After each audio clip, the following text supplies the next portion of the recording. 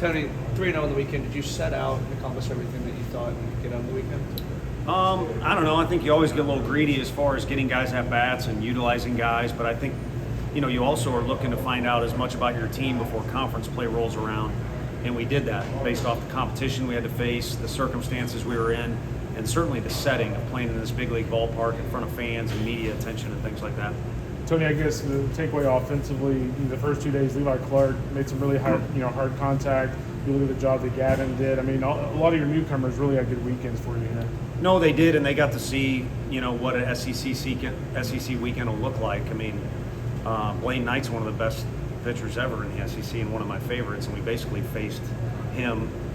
If anything, Bailey, I think, has a better mix at this point than Blaine did his freshman year. With all due respect, like I said, love Blaine, but it just kind of speaks to him and also the job Oklahoma State did, and we were able to get to a good arm from Rice. That kid's got a bright future too. So a little bit more familiar with what competition is going to look like down the road. How valuable is it when Nate was going to give you what he gave you this weekend, being able to close out a game on Friday and do what he did today? Yeah, it's huge. I mean, obviously, Simo was incredible down the stretch. I mean, really the whole year too, but did some things. And Dryling got College World Series MVP. But if you're going to go, I think we played 75, 76 games last year, and get into an argument who was our most valuable player last year, you would have to give Snead some votes. Or if you had 100 people, he would get some votes. And so would some other guys, which made it a great team.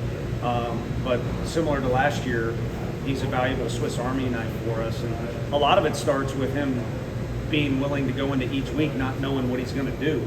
And I think there's good communication from him and from us. But, especially yesterday before the game, he gives us a good idea of what he's thinking, and we'll do the same from our end. So that's rare in this age.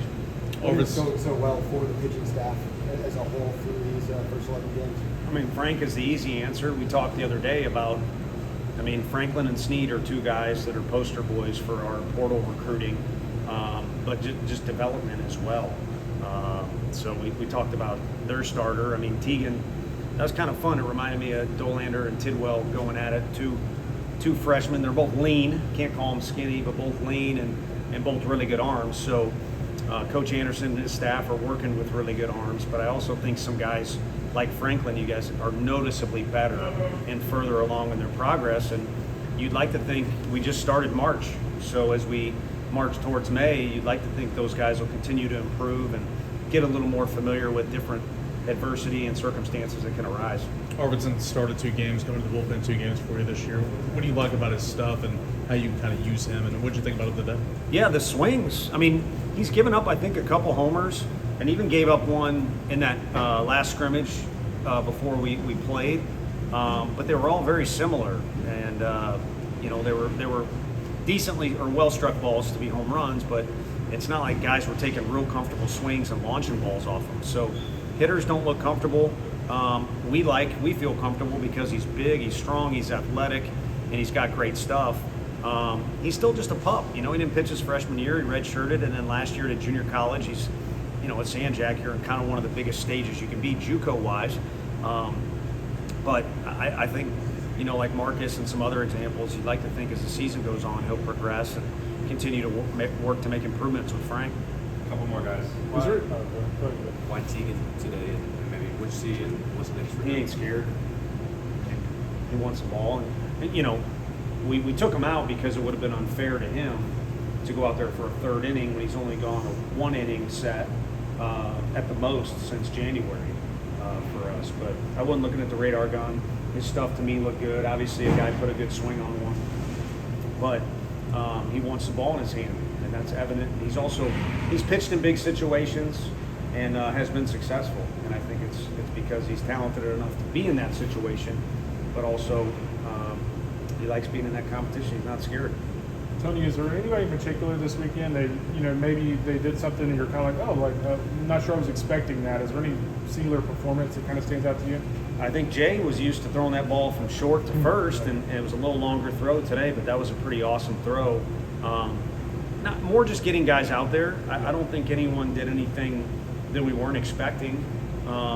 It's just great to have Dylan Loy back in the mix, and to get Combs in a situation where it's a big stadium and a clearly a regional, super regional, maybe Omaha team. you know, and the same goes for Stone Lawless, who redshirted last year, having to catch an entire game and do a good job in this. So we're just getting those guys out there. Pretty blessed to have Ron Polk standing right here, right next to us. What'd you see? Let I him- want to say congratulations. Thank you, sir. Good to see you. Appreciate you. We don't When play, they, we don't play it this year. I know.